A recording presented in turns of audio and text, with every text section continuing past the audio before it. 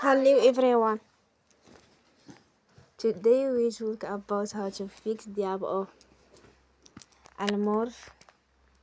We go to settings,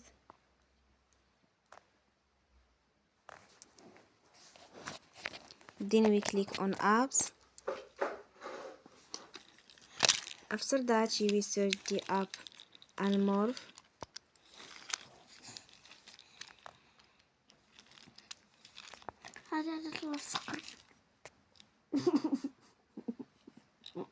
And then we click.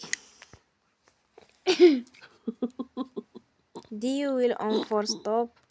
After that you will go to storage. Then we click on clear cache.